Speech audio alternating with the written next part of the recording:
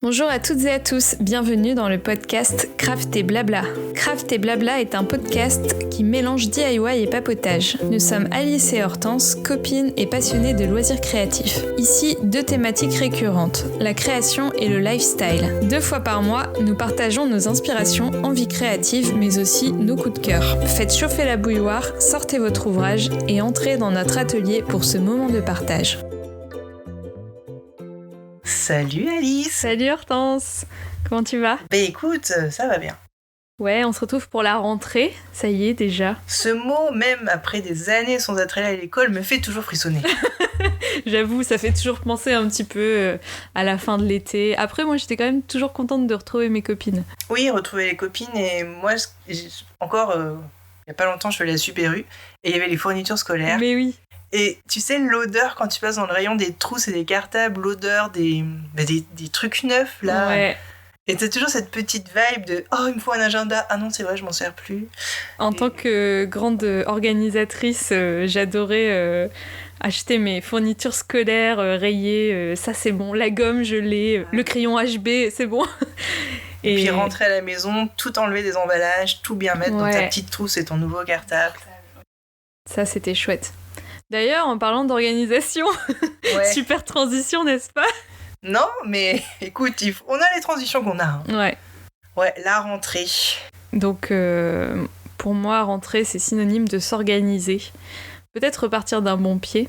Ça fait un peu le lien aussi avec notre épisode sur les loisirs créatifs en vacances, parce qu'on avait parlé pas mal du bullet journal, et justement, c'est un épisode qui nous a été demandé par notre communauté. Oui, effectivement. Et donc voilà, pour s'organiser, pourquoi pas se mettre au bullet journal. Alors, je vais être honnête, ce n'est pas que le sujet ne m'intéresse pas, mais je n'y connais rien. Mais c'est pas grave. Du coup, je vais plutôt te questionner. Ouais, poser des questions. C'est pas très grave que tu n'y connaisses rien, parce que justement, moi, je me suis déjà pas mal penchée sur le sujet.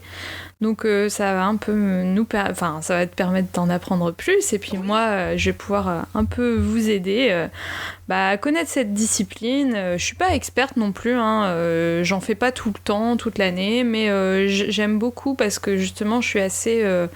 j'aime bien organiser des choses, et j'aime bien dessiner, écrire, donc ça lie un peu toutes ces passions-là. Donc c'est parti, on va vous parler du bullet journal en français ou Bujo. Souvent on voit l'abréviation Bujo. Et donc c'est parti. En fait, quand on a décidé de parler de ce sujet, je me suis un peu renseignée. Et oui, j'ai fait des recherches. C'est bien. Du coup, l'ami Wikipédia m'a renseignée. C'est quand même pratique. Du coup, un bullet journal, ou Bujo comme tu venais de le dire, est une méthode d'organisation personnelle mise au point par le designer new-yorkais Ryder Carroll. Donc Ryder Carroll. On traduit toujours en français. Hein. Il permet d'organiser des calendriers, des rappels, des listes, des brainstorming et d'autres moyens d'organisation dans un seul et même carnet nommé bullet journal. Du coup, ça vient de l'anglais bullet, qui renvoie à l'organisation des informations par puce. Donc, c'est les petites astérix ou les petits ronds, les petits tirés, en fait.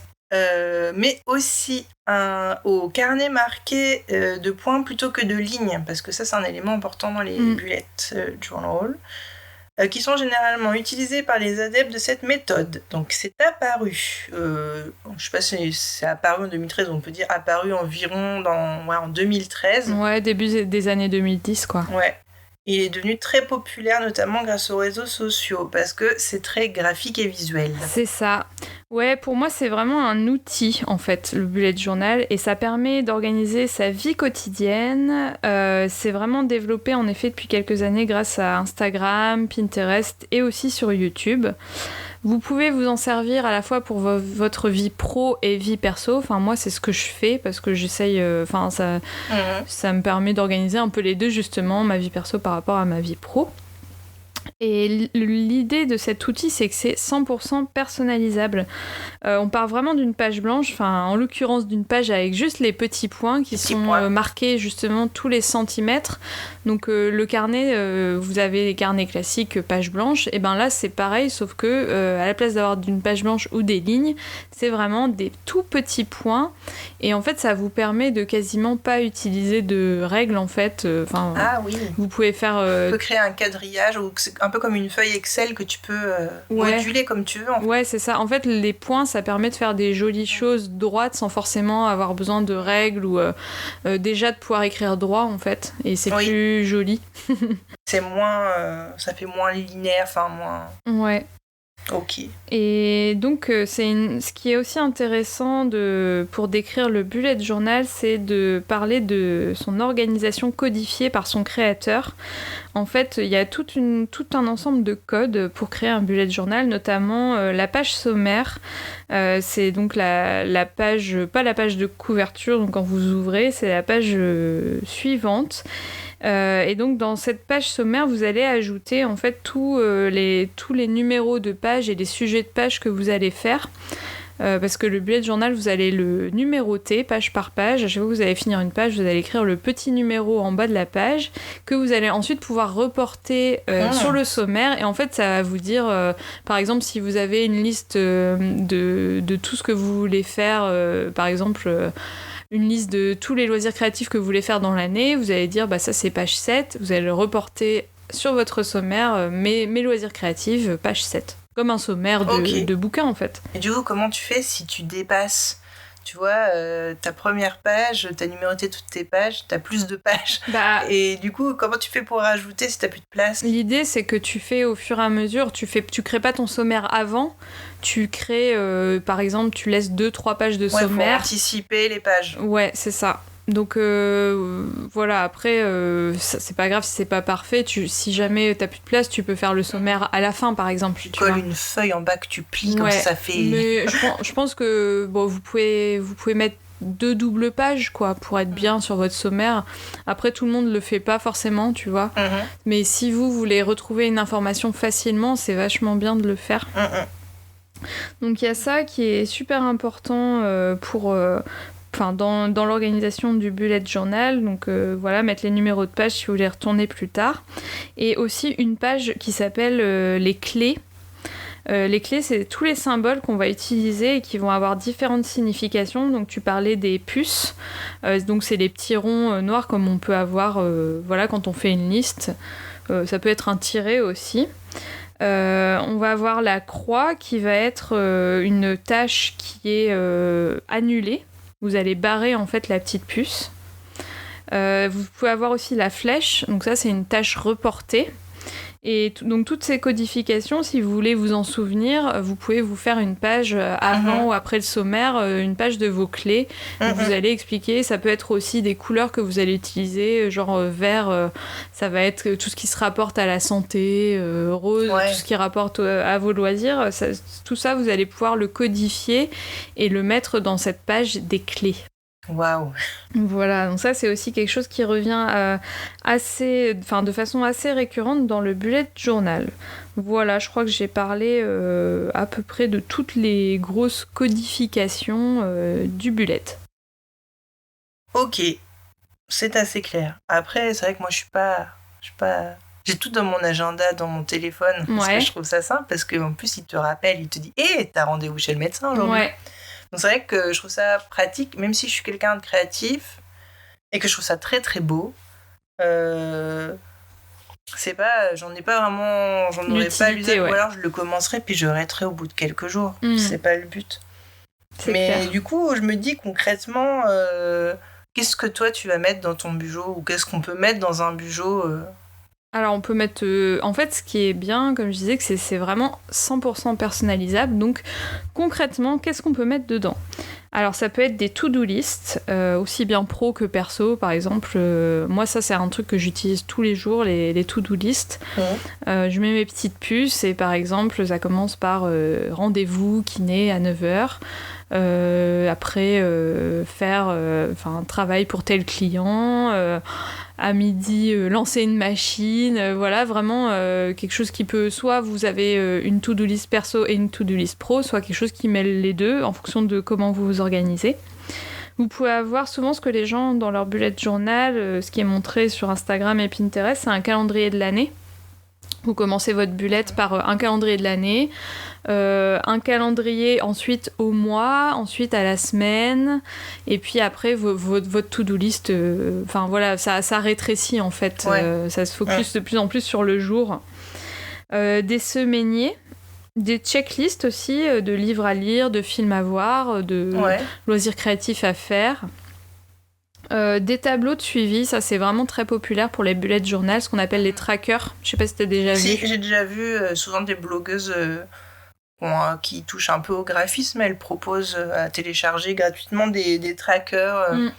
Alors quand tu regardes une blogueuse qui est dans le sport, c'est des trackers pour ta session de sport, ou des trackers pour est-ce que t'as bien bu aujourd'hui. Et je trouve ça c'est sympa, mais pareil, je vais le commencer mais je vais pas le finir. Ouais, après c'est vraiment, je pense que ça plaît, le bullet journal, c'est quelque chose qui plaît en fonction aussi de ta personnalité. Moi j'aime bien, comme je te disais, organiser. Mais après, on en reparlera un peu du suivi vers la fin. Ok. Pour aussi, tout ce qui est tracker, ça peut être suivi de votre humeur. Par exemple, vous pouvez avoir 31 cases pour le mois. Et en fonction de l'humeur principale que vous avez eue dans la journée, ça me fait penser un petit peu à vice-versa, tu sais, peur, colère, tristesse. Comment tu t'es sentie tu peux colorer d'une certaine façon.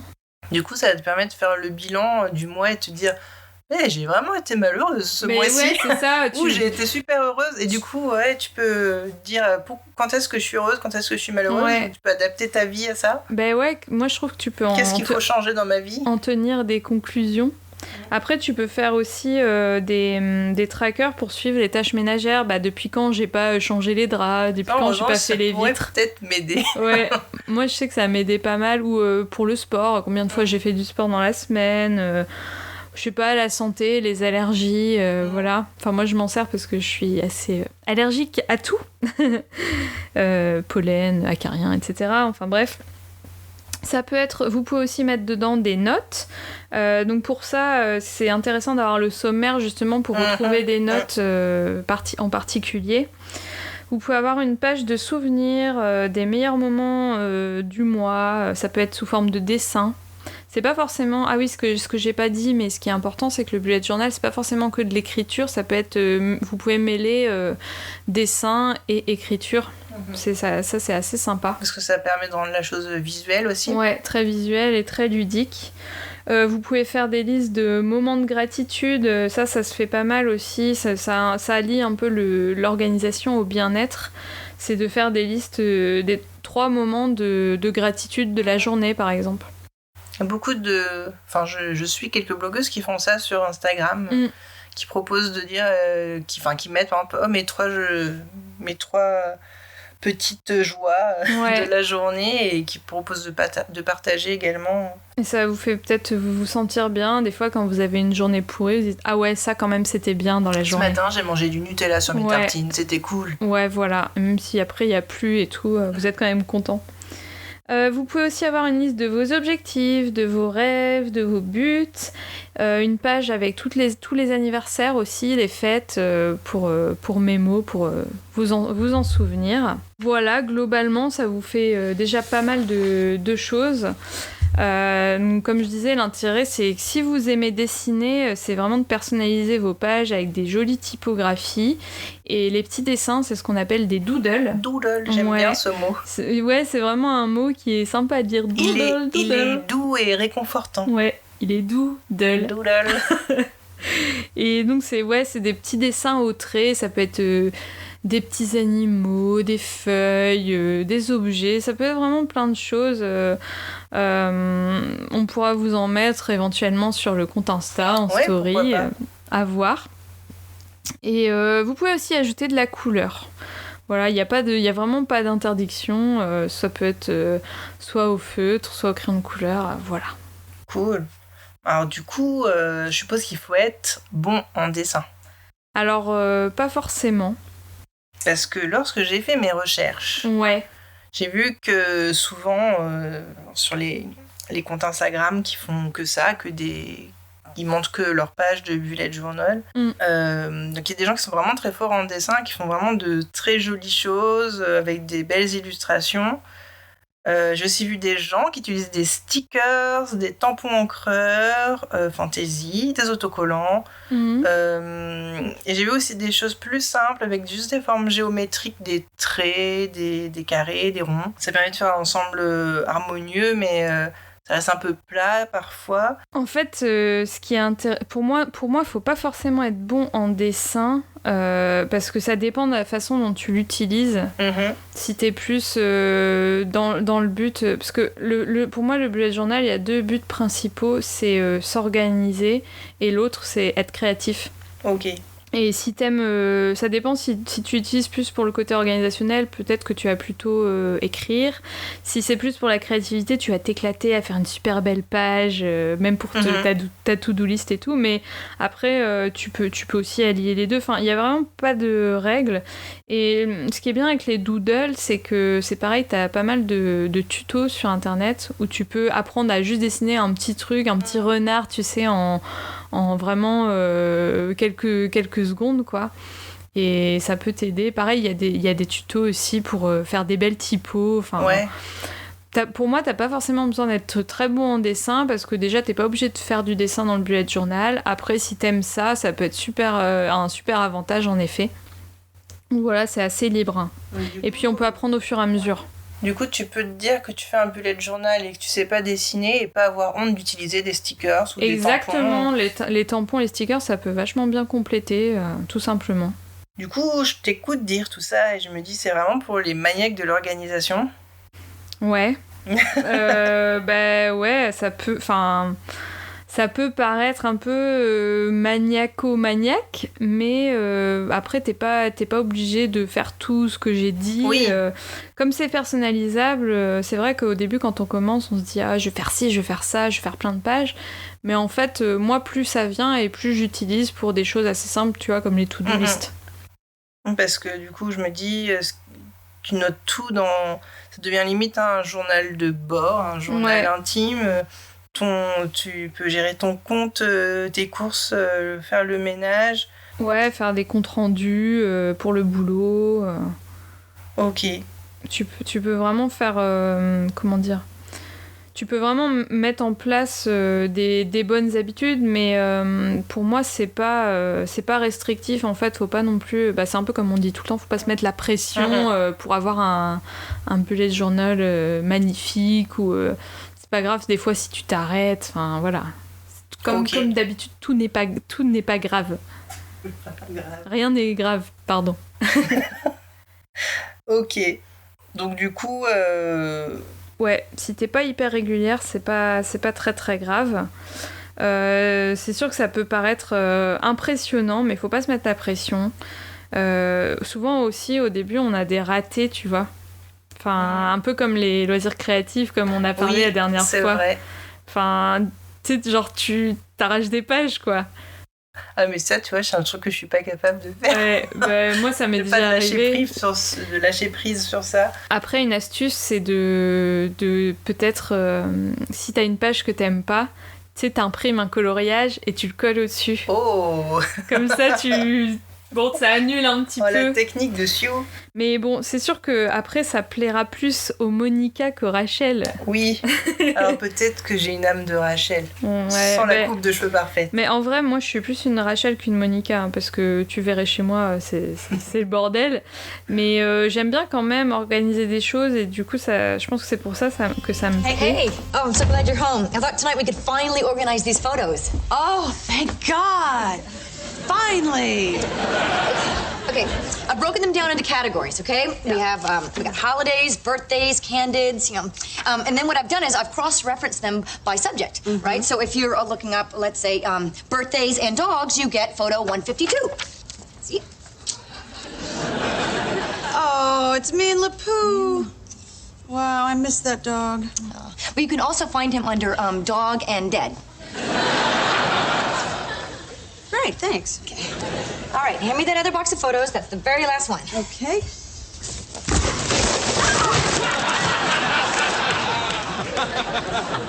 Oops. Sorry. Well, good thing you numbered all of them, huh? I hadn't. Photo 152 was a prototype. Oh, honey, it's okay, honey. How about I fix you a drink? Mais voilà, c'est avant tout un outil, donc si on se met la pression, ça sert à rien. Et voilà, quand j'ai le temps de faire des belles pages de Bujo et des dessins, je le fais.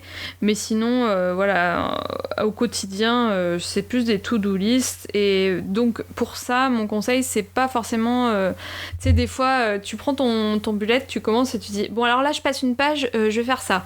Là, je passe une autre page, je vais faire ça. Et en fait, tu passes plein de pages et en final tu les fais jamais après. Ouais. Donc mon conseil c'est de pas passer de pages, vraiment de faire page à page et de pas se dire je vais faire ça après parce que sinon tu les fais jamais et après tu regardes, tu fais oh je l'ai jamais fait, je suis vraiment trop nulle, du coup tu te mets la pression pour rien quoi.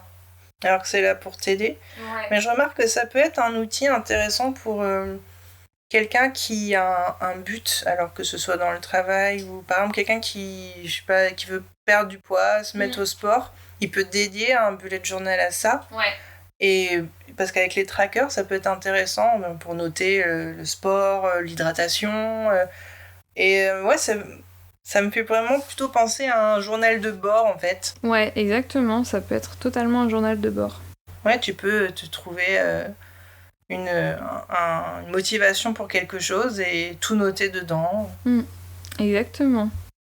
C'est hyper intéressant. Alors, Ouais. est-ce que je vais m'y mettre? Non, je mais ne sais après, pas. c'est pas parce qu'on fait un épisode sur le bullet journal que t'es obligé d'en faire un. Je ne vais pas te mettre la pression. Mais tu vois, comme tout bon journaliste pourrait faire, je vais au fond de l'investigation, Ouais. tu vois. Non, mais après, tu peux tester sur un petit...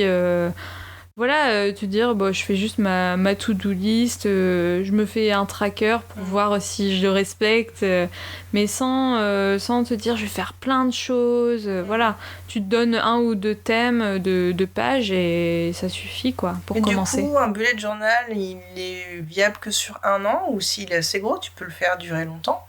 Ça dépend si t'écris beaucoup, en fait, mais moi, souvent, mes carnets, ils font, 6 mois, quoi. Mais t'as des gens qui arrivent à tenir l'année, ça dépend. Parce qu'après, on va parler du matériel. Mais t'es pas obligé d'avoir le bullet journal officiel, en fait. Oui, tu peux prendre ce que tu veux. Ouais, parce que ceux-là, souvent, c'est les plus chers, ceux avec les petits points créés par le créateur. C'est un peu le créateur, c'est le gourou. Le gourou, ouais, le gourou de la secte. Mais tu peux très bien dire, moi je m'en fous, je prends un carnet blanc. Ouais. Ou même un carnet avec des lignes. Petits carrés. C'est ouais, pas mal, les petits carrés. C'est pas mal. Donc il n'y a pas... en tout cas, si on ouvre la page du matériel, les prérequis, c'est le carnet et les stylos. Donc logique, quoi, la base. Après, donc il y a le carnet officiel du bullet journal avec les petits points. C'est plus facile, j'avoue, pour faire des jolies pages, mais c'est ok si vous avez juste un carnet blanc ou à ligne, notamment on en trouve chez Action, non? Oui, mais chez Action on trouve tout. Voilà. Mais ouais, il y a plein de carnets selon la saison. Chez Action, t'as plus ou moins du choix, mais je pense que tu peux toujours trouver. Moi, je trouve au rayon art créatif, t'as des très beaux carnets pour croquer des dessins ou faire de la peinture ou ce que tu veux. Et ils sont tout blancs. C'est des pages un peu épaisses, donc je sais pas si ça s'y prêtera, mais oui, il y a toujours des petits carnets, des petits trucs. Moi, j'en avais trouvé, c'était des carnets à spirale, à ligne, et qui sont assez épais. Et du coup, c'est des carnets... t'as des petites pochettes aussi, des fois, dans les pages. Et c'est vachement pratique. Et je sais plus, c'était 2 €, un truc comme ça. Une misère. En fait, si vous voulez, comme d'habitude, si vous voulez débuter, surtout, n'investissez pas trop d'argent. Achetez un carnet basique et vous verrez si cette discipline vous plaît. Ce serait dommage de mettre 20 € dans un carnet de monsieur... Je ne sais même plus son prénom, tu vois. Ouais. Je ne sais plus. Mister Gourou. Mister Ryder Carroll. Ouais, parce que lui, du coup, il doit se faire quand même un paquet d'argent avec ça. C'est clair. Mais en tout cas, investissez pas trop dès le début. Donc ça peut être un carnet blanc ou un carnet à ligne. Pour tout ce qui est écriture, vous pouvez avoir un crayon gris ou un critérium si vous êtes un peu hésitant au début et que vous voulez repasser ensuite. Mais vous pouvez très bien attaquer direct avec les fins feutres noirs, des fins feutres colorés si vous voulez qu'il y ait un peu de couleur, des feutres classiques, des crayons de couleur, et aussi ce qui marche pas mal si vous n'avez pas de feutre, c'est juste les stabilos. Ouais. C'est classique quoi. Sachant qu'ils font vraiment des stabilos avec des couleurs hyper sympas maintenant. Oui, c'est vrai, des j'ai couleurs vu. un peu pastel néon. Ouais, j'adore. C'est beau. Donc les bonus, c'est tout ce qui va être stickers, tampons encreurs, photos collées, masking tape aussi. Ça, c'est un élément qui est souvent repris dans les bujots. Ouais, puis c'est joli en plus. Ouais, ça fait vraiment une petite déco. Vous pouvez souligner quelque chose avec le masking tape. Tu vois, vous pouvez faire des encadrés aussi, des cadres.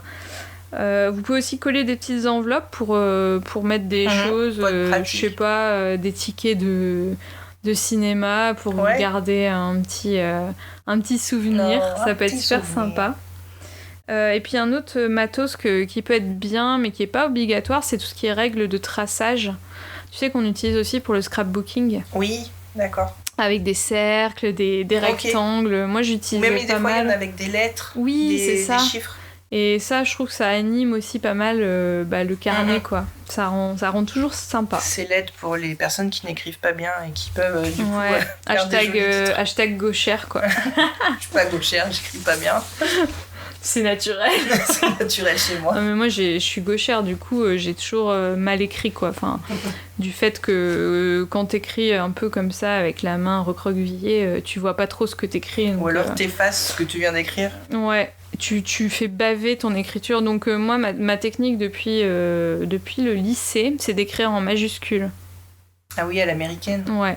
Donc comme ça j'ai plus de problème, quoi. Ouais, remarque. Puis comme ça, j'arrive à me relire aussi. Mais ouais, j'ai toujours une écriture un petit peu pourrie, malheureusement. Ouais, du coup, on a parlé d'action déjà. Ouais. En revanche, ce que je voulais préciser, c'est qu'il faut faire attention à ce que vous achetez comme crayon chez Action. Ouais, t'as déjà testé ? Il y a du bien, il y a du moins bien. Alors des fois, ils ont des marques. J'avais acheté des bics Papermate, des bics colorés.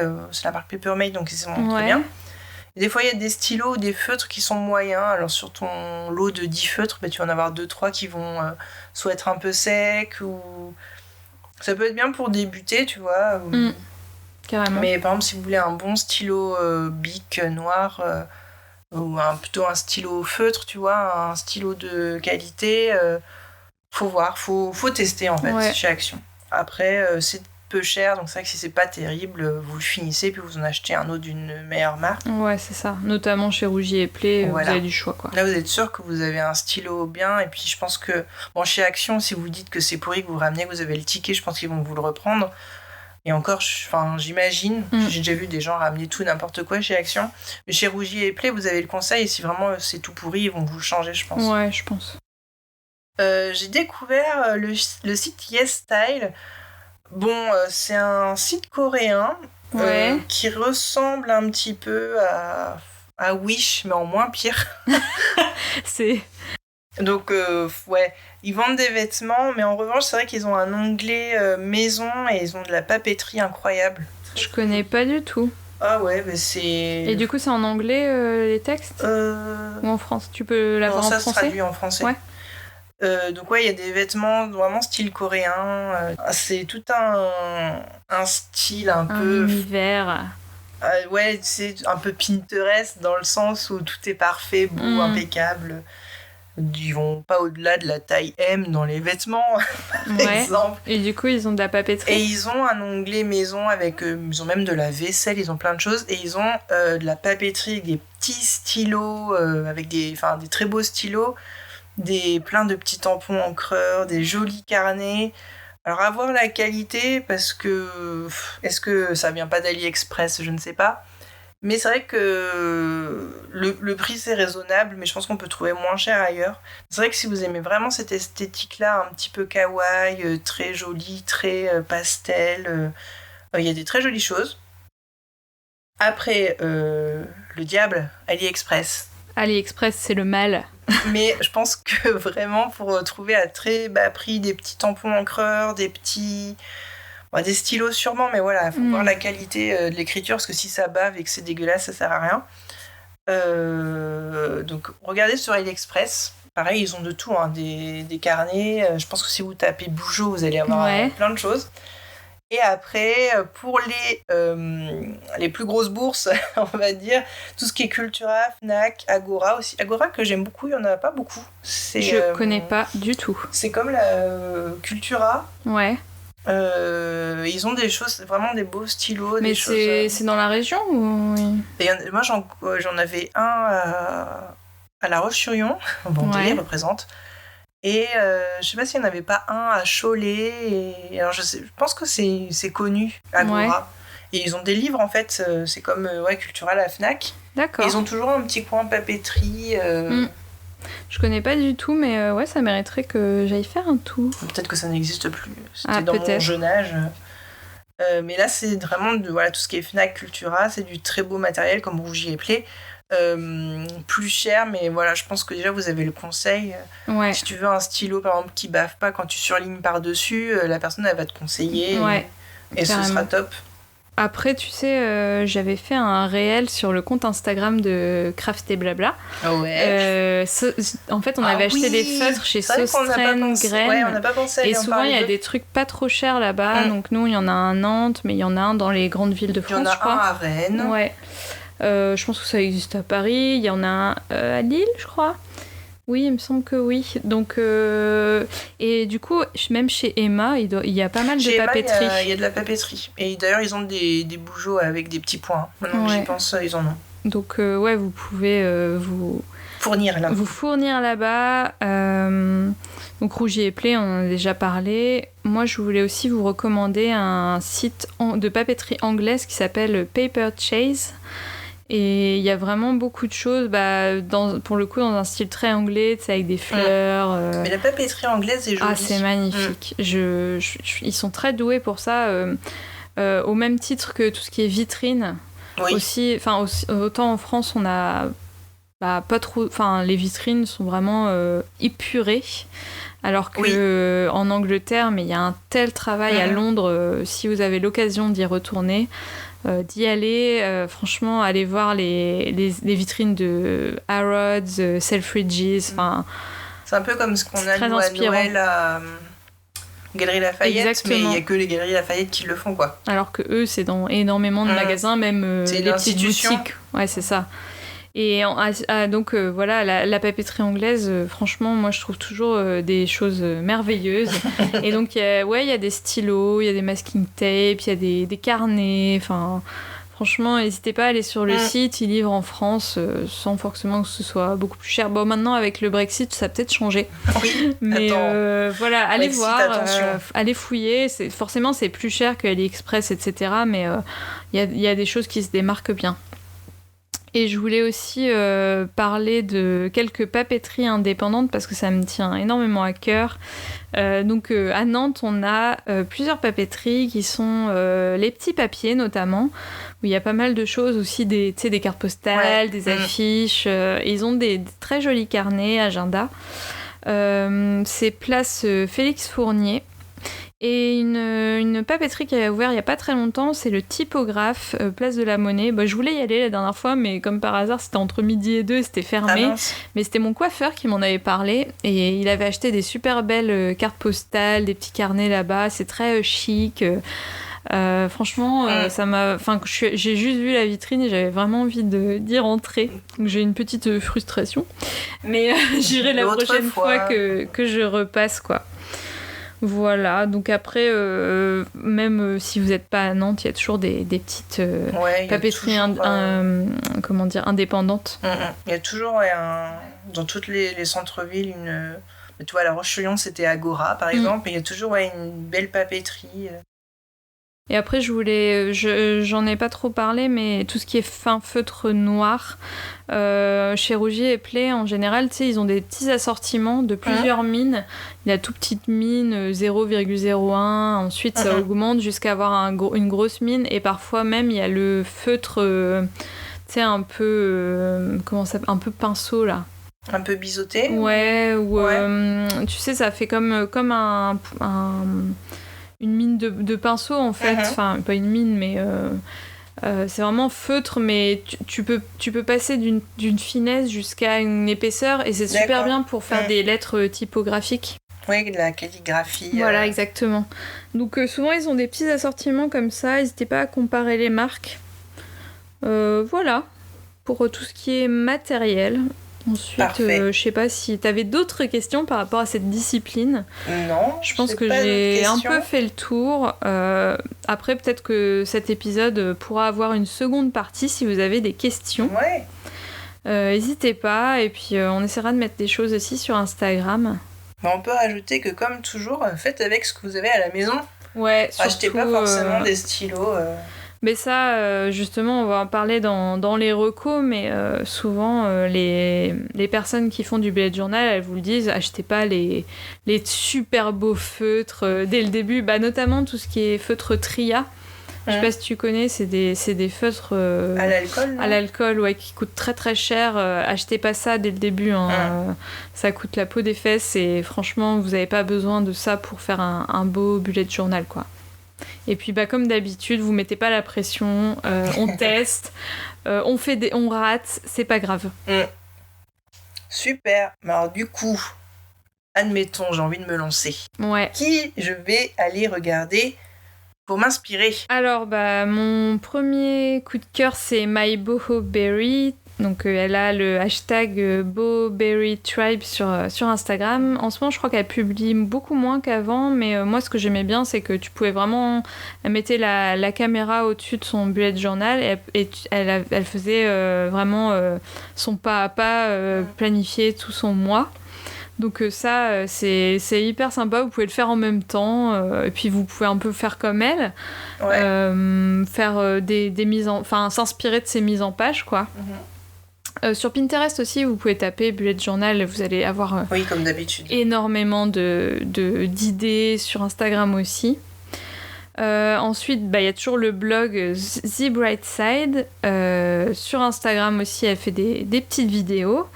Sur Pinterest, vous allez trouver pareil ses mises en page, mais vous allez tomber aussi directement sur son blog. C'est vraiment une de ses spécialités en tout cas, donc voilà, c'est en français pour le coup. L'autre, c'était une américaine, My Boho Berry, mais Laura de The Bright Side, c'est tout en français. Cool. Et du coup, pareil, elle va avoir des idées de mise en page super sympa. Et un autre compte, donc là c'est que sur Instagram que je suis depuis très très longtemps, ça s'appelle Cold Bujo. Et là c'est une autre façon de faire les bullet journal, c'est vraiment un côté, tu sais, c'est des pages très marronnées, automne. En fait, elle fait beaucoup de collages. Ok. Elle a une super jolie écriture, et c'est une autre façon d'aborder le bullet journal, c'est vraiment très artistique.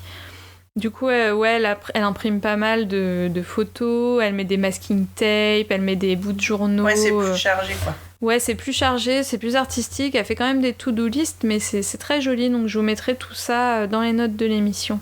Super. Voilà, donc un épisode peut-être un tout petit peu plus court, mais j'espère que ça vous aura donné envie de faire un bullet journal. N'hésitez pas à nous taguer, à nous montrer ce que vous faites. Ouais, si vous êtes adepte du bullet journal, mais on veut voir des photos, montrez-nous, taguez-nous. Vous nous dire vos inspirations, nous montrer ce que vous mettez dedans en fait. Nous donner des idées de mise en page, voilà, vous nous taguez sur Instagram et Facebook. Et puis on a parlé du matériel, mais si vous utilisez d'autres choses, n'hésitez pas à nous le partager, soit dans les questions en dessous du post Instagram. Voilà. Après, je pense pas qu'on puisse le faire sur les applis de podcast, mais par contre, ce que vous pouvez faire, c'est que si vous avez aimé cet épisode, nous mettre une jolie critique sur notamment Apple Podcast. Voilà, certains podcasts proposent cette option. Vous nous mettez 5 étoiles et puis vous nous faites une jolie critique, et ça nous aidera beaucoup dans le référencement du podcast. C'est vrai qu'on pense pas à le demander à chaque fois, mais comme on débute encore, c'est vrai que ça nous aide énormément. Oui.